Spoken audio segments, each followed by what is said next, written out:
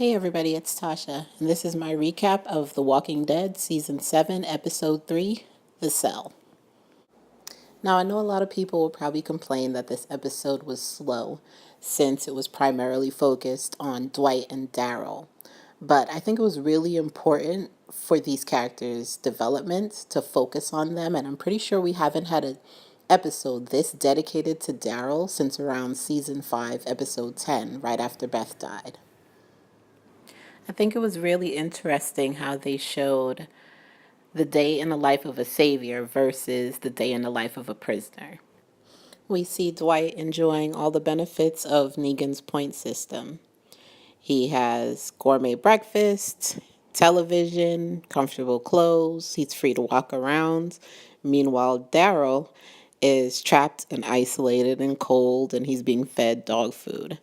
This all leads you to believe that Dwight is the person in the better situation, that he's the one with control, he has power, when in actuality, it's nothing but an illusion because Daryl is the one who's still himself. He hasn't bent, he hasn't broken, he still has control over who he is, and he hasn't submitted to Negan.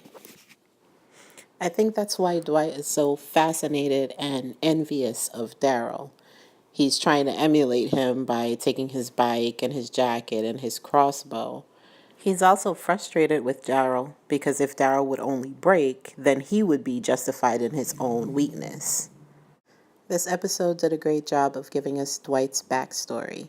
They made him more relatable, and we understood a little bit about what got him to this place. We can now see that he's at a bit of a crossroads because of the conversation he had with the man that he went to bring back to the sanctuary. We know that he wasn't always this person, and in his action of killing the man, when the man said that he really didn't want to go back to the sanctuary, we see that he also is trying in his own little way to be defiant of Negan. As for Daryl, he had two really important conversations in this episode. The first being with Negan when he asked him who he was, and he said he's Daryl. Now, I know a lot of people thought that he would probably give in after the beatings and the food and the isolation, but honestly, I really didn't think that he would do that. At this point, he's probably only been there about a week, maybe two, and knowing Rick the way he does, he would probably still be thinking that Rick is going to be trying to get him out, so he wouldn't compromise himself that easily. And then there's also the fact that Daryl is Daryl. He's always been stubborn, always been willful, and the only people who have ever really been able to get him to pull back from that is either Rick or Carol. So without either one of them there, I just didn't see him giving in after losing Glenn that quickly. The other really important conversation that he had was with Dwight at the end of the episode, where he told him that he understood why he did what he did because he had Sherry.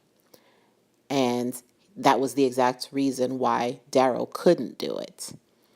Now, I know a lot of people thought that this meant because Daryl thought that he was completely alone, but looking back at the season finale, at this point, Daryl doesn't know that Carol is gone. So he has no reason to believe that he's alone, even though he's there isolated. He still knows that Rick and Michonne and the rest of their group, including Carol, are depending on him. They're trusting him. They expect that he's going to eventually come home, so he wouldn't give up that easily.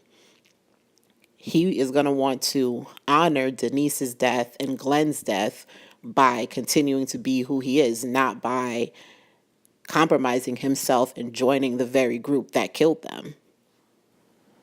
Do I think it's possible that Daryl will willingly choose to become a savior long term? I guess, but I don't think it's likely.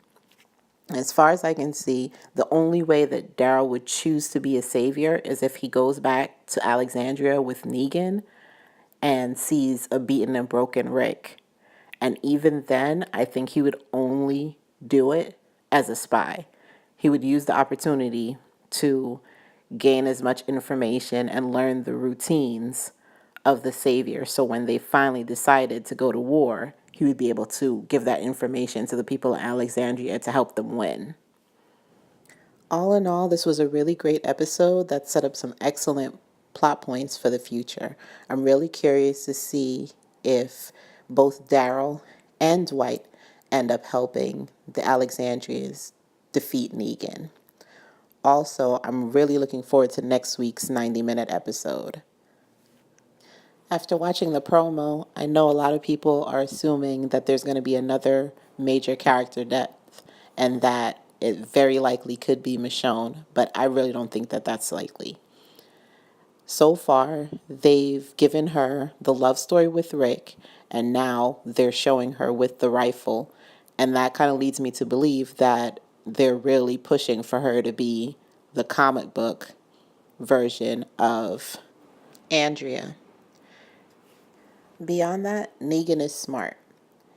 He's a master manipulator and he's good at watching people and figuring things out based on what he sees. So after the season opener where he saw how Michonne reacted to Carl almost being injured, I'm sure he kind of figured out by now that there's probably some form of family unit within their bigger unit between them.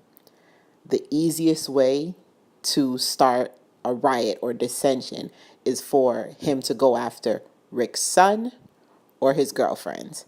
At that point, if Rick loses his child or his girl, he has nothing left. He no longer has any leverage against him. Rick is just going to unravel and then he's going to be violent. He has no reason to not be at that point, which is why I think Negan is not going to go after her. Do I think there will be a death next week? Absolutely. But personally, I think it's going to be Spencer. We already see in the promo Spencer questioning Rick and saying that they should have just given Negan whatever it is that he wanted and they should have went after them. I think because of that, he's going to be the person who dies. It's pretty obvious that Negan, even though he wants it submitted and he wants submission from people, he appreciates strength.